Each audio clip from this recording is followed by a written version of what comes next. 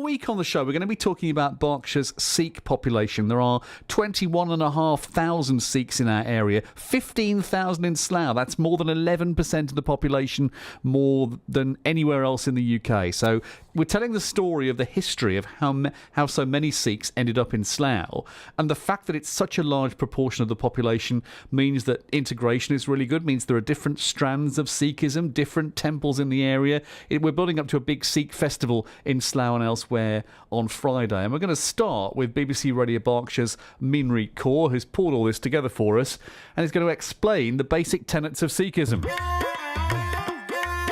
Sikhism was founded in the 16th century by Guru Nanak and is based on his teachings and those of the 9 Sikh gurus who followed him. It's the 5th largest religion in the world. The word Sikh means learner. Sikhs believe in one God known as Vaheguru. They believe the way to lead a good life is to keep God in heart and mind at all times. Live honestly, work hard, treat everyone equally, be generous to the less fortunate and serve others. The Holy Scripture is called Sri Guru Granth Sahib Ji. The Gurdwara is the place of worship for Sikhs, which means the gateway to the Guru, and inside is a free kitchen which serves hot meals daily. Every Sikh male is known as Singh, meaning lion, and the turban is their crown, and every Sikh female is known as Kaur, which means princess. Sikhs' biggest festival is Vaisakhi, which celebrates Sikh New Year and the founding of the Sikh community, known as the Khalsa in 1699. It is celebrated every year on April the 13th. 21,000 people who practice Sikhism in Berkshire, and at 11%, the highest percentage in Slough than anywhere else in the country, closely followed by Wolverhampton. Brigitte is in Slough this morning, but where are you, Bea?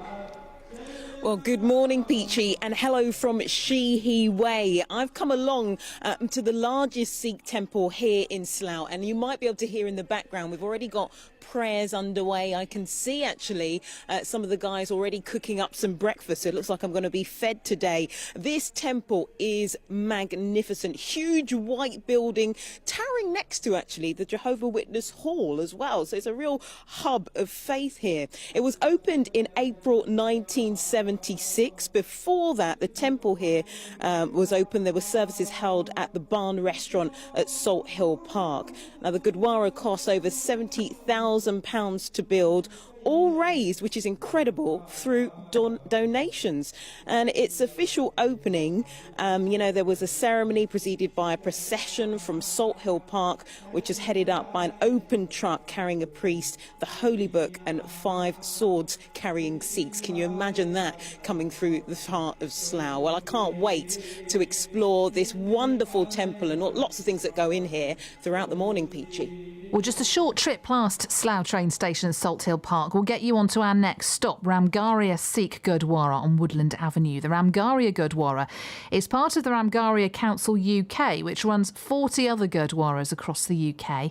The land for the Gurdwara was purchased in 1969. It was originally a laundry, so a lot of hard work has had to be put in to turn that laundry into a Gurdwara. Now, as well as services, the temple also hosts a sports and social club, which hosts activities such as badminton, cricket, football, hockey, karate, squash and yoga. I thought I did sport here. Seemingly not this time. No, I've been taken off the sport duty there. Anyway, last but certainly not least, we've got the Guru Maneo Granth Gurdwara on the Bath Road next to Matalan. It opened in December 2015 at the site of the iconic Citroen building on Bath Road in Slough. Members of the Sikh community from across the country volunteered more than 250,000 man-hours during a 2-year refurbishment to transform the former corporate headquarters into the UK's largest Gurdwara. The Gurdwara governed by the Akal Takat, the highest temporal authority of the Sikhs. At Guru Maneo Granth Gurdwara, there's no elected committee. Every aspect of the Gurdwara is run by volunteers known as Sevadars, who carry out the running of the place with no financial reward. It's incredible that it's a particular strain of Sikhism there, but people drive from Manchester every Sunday to come and worship at the Gurdwara on the A4 that used to be Citroen. Much more about all of this coming for you. Let's talk to Sukh Singh, who's from Slough and runs the Sikh Archive. Morning, Sukh. Good morning. Thank you very much indeed for being with me. Why do we have this large population of Sikhs in Slough at 11%, higher proportion of Sikhs in Slough than anywhere else in England? Well, one of the reasons, if you go really early back from like the Anglo-Sikh history, you'll know that there's a lot of big connections and historical connections between Windsor and then the Anglo-Sikh wars when the British were first in Punjab. Because Windsor is that, it's got a large monarchy, kind of a hub right next to Slough. There's a lot of a connection. There's some historical artifacts as well that come from Punjab that are actually taken from Lahore in Windsor Castle. There's some good articles from around 1848 in Windsor and Eton Express that you'll find where they've got Sikh artifacts there. So in speaking of artifacts in the colonial history, you'll find a lot of connection, a really sufficient connection between Punjab, where we're from, and in Windsor. That is so interesting. I mean, because I was expecting a few points of explanation, which you might come on to, but I wasn't expecting because it's near Windsor Castle. Well, that's one reason. And the second reason, obviously, is largely speaking of the economic drive as well, because of post-industrial, post-war, when you had come out of the total war economy, Slough was a booming industrial state, so you needed workers from everywhere. Same kind of parallels you can draw with East London, with the East Indian Company, and also with Birmingham and the Midlands and Yorkshire, where the development was high. There's a high correlation, and no doubt that the reason that there are so many migrants in those areas is because of the post-war economy. I mean, that certainly explains migration, I suppose, not specifically Sikhism, though sometimes you just end up with a community that grows and grows and grows and attracts other people to it. Yeah, and the truth be told, wherever there are Sikhs, there are also neighbouring communities as well from all other migrant backgrounds. I mean, for example, when there were Sikhs in Southall, and you've got Sikhs in Slough, and especially in Chelvey, some of these areas are where migrants sort of did transition. So they first land there, and if you look at where the Slough populations are now, they've actually moved around neighbouring areas. For example, Maidenhead, Windsor, High Wycombe, Langley, Ivor. Stoke Poges, that's another place. I think there's a large population now, isn't there? Yeah, because they become more economically developed, so they move out. You'll see that they're in wider neighbouring areas. So if you look at where the Sikhs were originally, in terms of, for example, Chelvey, Manor Park, Baylis, and all these areas, they're still there, but a lot of them have grown out, and then new communities come in. So where migrants first land is also the places where Sikhs first landed, and that's Slough. And it's also next to Heathrow. It's also got Horlicks. It's also got the Royal Mail. It's got Gate Gourmet. There were a lot of the strikes there. Lots of supermarkets. Lots of reasons why, especially the trading estate, Mars Factory. A lot of reasons why Sikhs would be there. Sukh Singh from the Sikh Archive in Slough. So according to the British Sikh report, 80% of Sikh women and 68% of Sikh men know someone who's had a mental health problem in the last year. Over 3/4 of Sikhs say their lives are stressful. Dr. Ravjot Kaur is a psychiatrist in Slough. Good morning to you. Hi, good morning. Thank you very much for coming on. Why does it look as though from these figures mental health problems are a bigger deal in the Sikh community than in the general population? What's that all about? Yes, I mean, mental health problems in the Sikh community have been a problem for a very long time now, for multiple reasons. One is for a lack of awareness in our society. Stigma is a big deal. The stigma that's attached to having a mental health illness, and also there's some anxiety about how services will actually help them if they start to open up. Right, so maybe it's tied in with the taboo sort of nature of it. Give me a bit more on that. Why, if you are in the Sikh community and you've got a mental health problem, are you quite likely to say nothing about it? I think, there's, again, multiple aspects of this. So there is a strong sense of denial in Sikh culture about having mental illnesses in the family. We have challenging issues. For example, our parents have come across from India, so there's immigration issues that have been there long-standing across our generations. And then the whole conflict in identity and cultural environments that we have. So there's multiple aspects to this. And we hear a lot of politicians saying that mental health issues need parity of esteem with physical health problems, and lots of different views about how close to that we are. What needs to happen in the Sikh population to get people to I don't know how else to put it. Own up to having these problems, be willing to seek help when they have these sort of problems? Yes, I mean, the positiveness of the Sikh community is that we do come together as a community very, very well.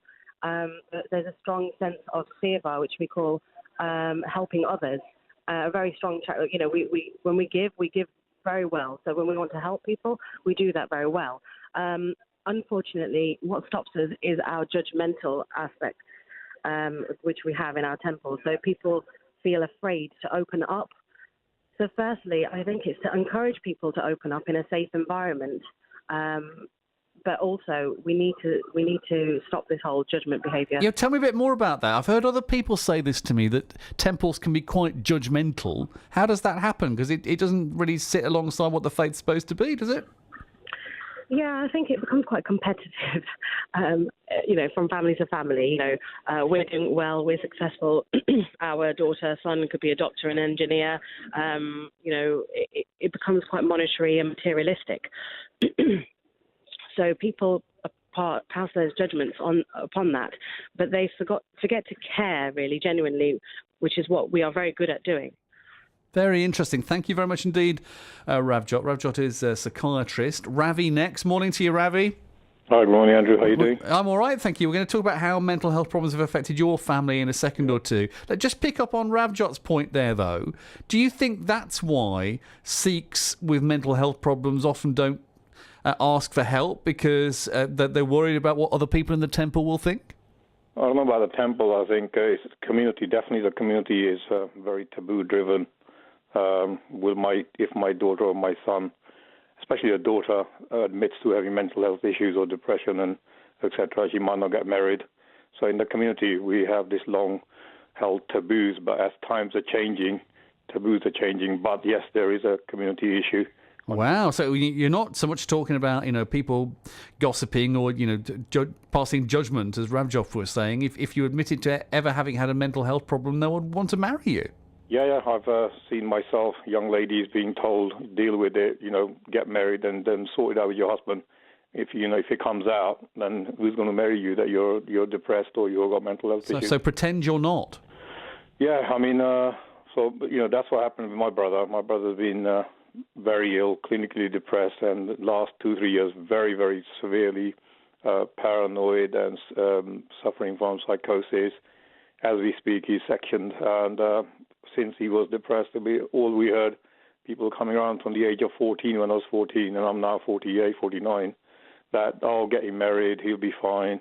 It's just nothing. It's just take a headache pill, take a painkiller, get him married. They think that's the cure. That's a community. I'm not sure about the Sikh temples or Gurdwara. Community definitely has this issue that they need to come over. So I openly talk about issues, and there isn't. I think this report, I don't think it's just the Sikhs saying 80%. I think it's wrong to say just the Sikhs. I think generally nowadays the communities are public, generally the communities all over the population. There's so many issues we're facing as communities across the UK, across the West, pressures, So I think it's generally a lot of public do feel they got mental health issues or feel depressed most of the time because of either poverty, economic, changing factors. So there's a lot, not just the Sikhs, but non-Sikhs that I talk to. There's a huge problem, but we suffered so much in the last 2-3 years. We didn't even know for 30-odd years that he should have a caseworker. We had no information. We didn't know where to turn to. My brother would go through the worst, through paranoia, thinking people are after him, going to the road. We complained several times to Slough Mental Health Services. We went with him, myself, my wife's a professional. We went with him to the psychologist, he's a psychiatrist. We were fobbed off. Basically, what happens is these guys, mental health teams, the support group now we got, is the casework is fantastic, but generally the whole system wants somebody to go and commit a crime, either murder someone or hurt someone, then they will section you. So my brother would have been one of those guys that you hear in the news that somebody randomly attacked someone in the street, and I never knew what that was like. Now because either there was no help, either because someone hasn't sought help because of these taboos that you're talking about, or because you've sought help and not got it. there isn't. I mean, generally the community is suffering, but especially in our Sikh community, we had no way to turn. We openly discuss these issues, mental health issues. He openly would say, he's got problems. He would express it openly, but generally we as a community, Sikh community, had no idea how to handle it. We had no way to turn. We had to learn a very, very hard way, fight the system, get into the system. So my heart goes out to anybody, not just the Sikhs, who have their children or their siblings or their kids suffering from mental health, because it's like you're facing a brick wall. Ravi, thank you very much indeed for being so open and talking about your brother. We're delving into the Sikh community in Slough. It's very substantial. There's lots of good stuff about it, but there are issues as well, as you can hear. We are exploring the massive Sikh community we have in Berkshire. 21,500 people, 15,000 in Slough. That's over 11% of Slough's population, the biggest Sikh population by percentage in the whole of the country. We've been talking about why that is, what brought Sikhs to Slough in such large numbers. We've been talking about some of the taboos in the Sikh community. We're exploring some of the different sorts of Sikh temples there are with such a large community to serve. Which one are you at this morning, B?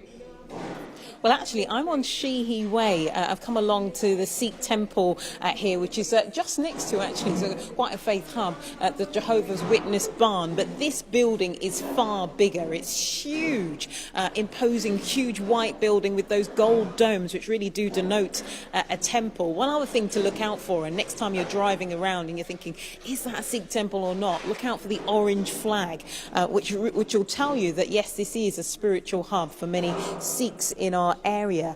And we've been talking about how this place works, so the fact that you walk in through the front doors and you're greeted by this wafting incredible food which is on offer and free, being served to volunteers. Anyone can come in here. Upstairs is where there's a more kind of contemplative time where you read, there's a reading of scriptures and prayers going on in a room the kind of the size of a gym hall, which is all carpeted, a big throne at the end with lots of gold. There's a man who's waving what I can only describe as a fan, but I know it's got a more technical term. Shall we talk a little bit more about this with Bojit? And Bojit, I've been itching to hear a female voice about why, practicing Sikhism, and this is something that goes back to what you used to do back home in India. So, hello to everyone. I was born in India, so since I'm really close to my religion. Since I was 2 or 3, I used to wake up right in the morning around 2:30 and 3 o'clock. I used to go to the Gurdwara 3:30 and wait for the priest to open the door, wait for him, and I didn't ever let him open the door without me. And I used to just sit there for 2 or 3 hours continuous and listen to the meditation in the morning. And I think that have built me up more closer to my religion since then. I cannot believe at such an early age you had that discipline, which is incredible. But it is why you've grown up with it. It's been with you for so many years, why you come along here. What do you get out of being part of this community? I think in today's society, we all are really busy with our lives and we are stressed about everything materialistic world. Coming to the Gurdwara gives like spiritual peace, and whenever I step in the Gurdwara, I feel like all my stresses go away. I find this peace in the mind that I can just sit here for hours and no stress will come to me. If I'm depressed, I can just come here and I'll feel okay, I'll feel better. I can share any problem with my Guru, sit in front of him and tell him anything I have. And I think that gets resolved in that way as well, because these days you see that mental health problems are really big. I think this really helps spiritual side, that you get peace within your mind. Now, you are young. There have been lots of older members of the community coming through this morning. Is there a vibrant community when it comes to young people and youth? Because of the busy lifestyle and because of the timings, youngsters do tend to come only on the weekends, but we do have like classes going on. But we are working towards getting more young people coming to the Gurdwara. I think the main issue is that we need to see what we get from the Gurdwara, how much it gives to us, what peace it gives. We need to see that. And youngsters tend to come to the Gurdwara, but they're more busy, not listening to what the priest is saying in the Gurdwara main hall, but they are downstairs having connecting to each other. I think that's a good part as well, because we need to connect to each other, build a strong community. We need to learn what our basic history is, so we can actually go outside and help. I'll tell you what, it is exciting stuff, and thank you for sharing a little bit more about what it means to you. Bojit here standing with me. We're in the kitchen area where they're clearing up after breakfast, I have to say, Peachy. So if you're wondering what's all the clattering happening in the background, that's the washing of pots and pans and such like things. All right, yeah, more from B at the Temple on the way. Live to Tan Dhesi now, who's the Labour MP for Slough, first turban-wearing Sikh to sit in the British Parliament. Hi, Tan. Hi, good morning, Andrew. Morning. Tell me what your faith means to you. Well, look, it is very, very important to me in terms of the value system that I espouse to. As I said in my maiden speech, there are certain key aspects, which make up my personality and value system, and core amongst those are Sikh values, as well as values around family, as well as my own, in terms of Labour policies, or in terms of my own political outlook on life. So, yeah, it is a crucial element of my day-to-day life. There are a number of different temples in Slough, which are, when you describe them as different strands of Sikhism, they've certainly got different sort of atmospheres about them. Do you worship at one of them in particular, or how does that happen? So my role as a parliamentarian is to make sure that I'm going to all different, organisations, as well as in terms of places of faith. So the three large gurdwaras which exist within Slough, I would go to each of those, as I would indeed go to churches or mosques or the Hindu temple, etc. I try to connect with the congregations at each of those. I get that, but I suppose what you're describing there is visiting important places in your community as a constituency MP. I was wondering about your actual personal worship and where that happens. It's one of those things where you, as a Sikh, you should be able to go to any gurdwara. So I would go to different, gurdwaras, but there isn't one particular place where I would just sit. Sometimes, in terms of meditation or contemplation, you can do that, anywhere, as long as the holy, the sacred scriptures, the Guru Granth Sahib, that is, existing within that gurdwara. So, but it's, for me, I think it's a bit more different, simply because of my the way that I operate, the way that I in terms of my day-to-day role. Do you think the fact that you're a Sikh and so proud of it is part of why you were elected? I mean, there are obviously many strands of that, but do you think it's part of why you are Slough's MP? Look, I think it's taken a long time coming, as you said, for there not to have been a turban Sikh elected to any European Parliament. That's just absolutely ridiculous. In terms of Sikhs within Slough or within the UK, the Sikhs have been here for well over a century. There are deep roots, especially a lot of the immigration happened post the Second World War, because there was what was called a voucher system. So that's how the likes of my grandparents and others came along, because there was a disproportionately large number of Sikhs within the then British Indian Army. So, immigration was encouraged from those that had a strong connection, to Britain to help rebuild after the Second World War. But I think, in terms of elected parliamentarians, unfortunately, there are still not as many in elected representative office as there should be. In terms of, if we look at proportionally, I think nationally the Sikhs comprise approximately 1% of the UK population, but so many are not even aware of what the faith is about, within the majority community, which in itself is a travesty. Right. I wonder whether you feel a sort of burden of responsibility to speak up for Sikhs, for Sikhism in Parliament, as well as speaking up for Slough, which is clearly your principal job that you have. Very well put, Andrew, as well as commending yours and BBC Berkshire's work on actually holding the Sikh Week. In terms of, I can feel that pressure because, as I said within my own maiden speech, which, by the way, was a seminal moment for me personally, but I know in terms of the community, the reason why I got millions of views was because you had 25 million plus Sikhs around the world. They thought, well, look, finally, there's a turban Sikh person.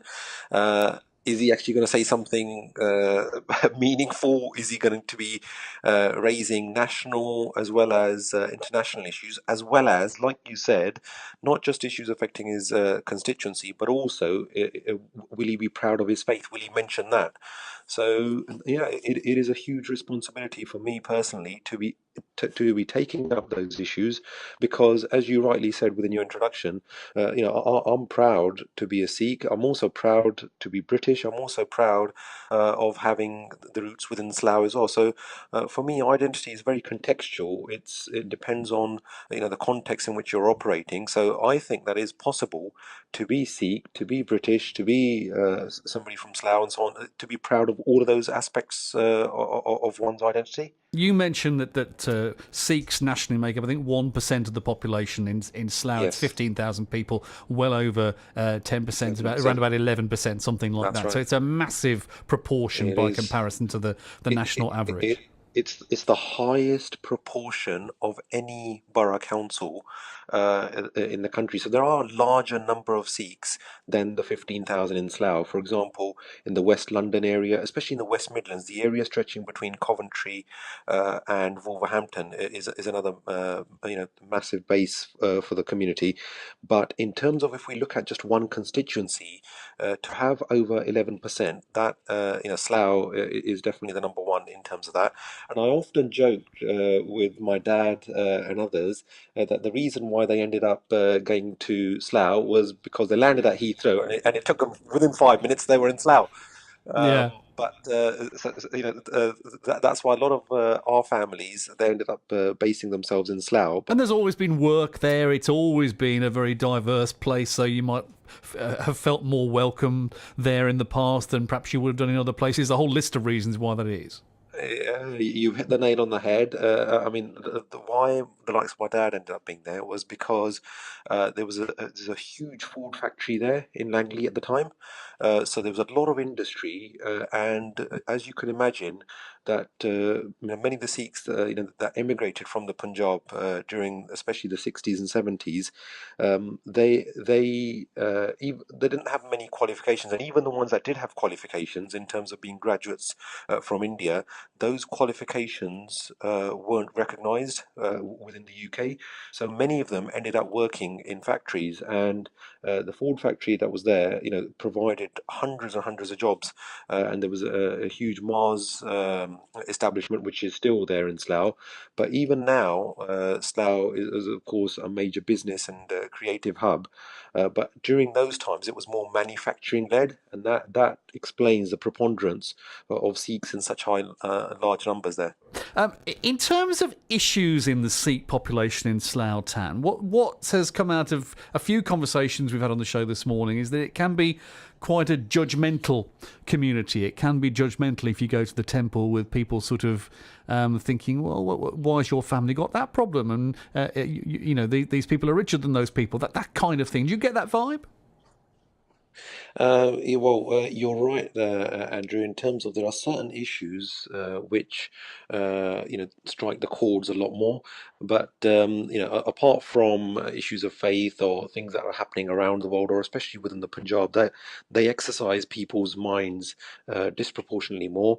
But you're also right in terms of keeping up with the Joneses. That sort of mentality is also there in terms of that competitive edge, always trying to excel.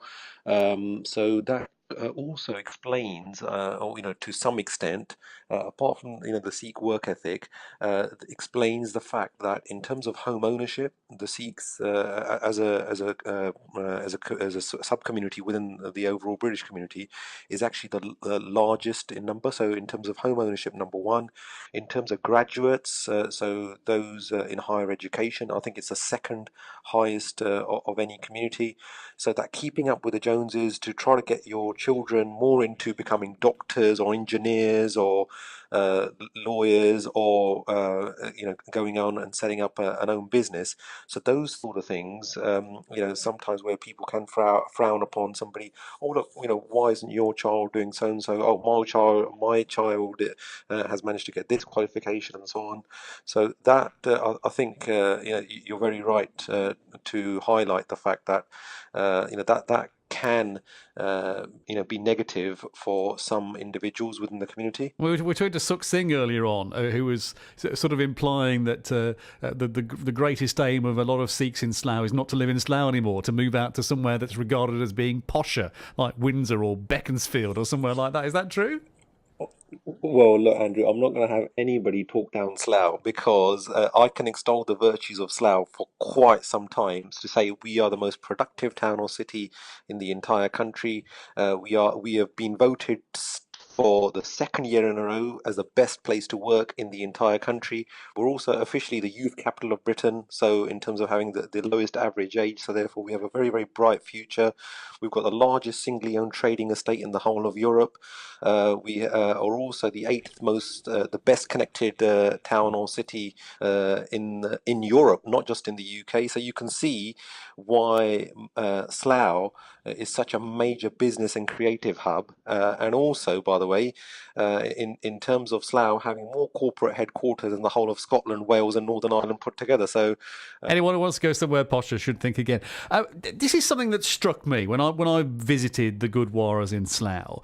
We quite often hear this idea that there's always food available. There's free food available for people in Sikh temples, and yet a few hundred yards away in Slough town centre, there are people sleeping rough who either don't know that free food is available or somehow don't feel welcomed into the temple to enjoy it, to eat it. Why is that, do you think?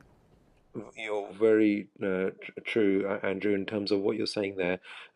Homelessness, just as in other parts of the country, is a huge issue. But, well done to those organisations, Sikh and non-Sikh. So in terms of Sikh organisations, you've got the likes of SWAT, you've got the likes of Langar Aid, Khalsa Aid and others, providing free meals during the evenings. You've got Sikh activists from Slough Outreach and others joining in with non-Sikh ones from SYF and others, like the Salvation Army, to provide those hot meals during the evenings. But in terms of the Sikh faith, providing food or langar, the free community kitchen, it's not just about food. For the Sikh faith, that was an institution instituted by the first Sikh Guru, the founder of the faith, Guru Nanak Dev, where what he wanted was people to be sitting on one level, preparing the food together and volunteering and serving to others. It was to break social taboos, to say that everybody is welcome, that was during a time, by the way, where if we look back into the 15th and 16th century, where certain people wouldn't even eat food prepared by somebody else. I get the theory, and it's brilliant, and you're right to want to congratulate people who are doing great community work, but you take the huge temple on the A4. I went there, I was given a meal, we sat on the floor, we ate it was brilliant. But meantime, why do homeless people a few hundred yards away either not know that food is there or for some reason feel welcome to come and eat it because they need it more than I do? Yeah, no, that's actually been a travesty within the Sikh faith, that they haven't been able to extol the virtues of what the faith is actually about. And that's why, I commended yourselves and BBC Radio Berkshire for organising this Sikh Week, because the Sikhs, while, there may be a lot of good things within the community, that aspect of actually showing to others that the Gurdwara or the Sikh temple or the langar, the free community kitchen, that's open to anybody of any faith can walk in at any time, and indeed the most sacred Sikh shrine, which is Harmandir Sahib, which is the Golden Temple in Amritsar in the Punjab, that has actually got 4 different doors, 4 major doors going in, and that was to signify that that shrine is open to everybody, regardless of faith or colour or creed.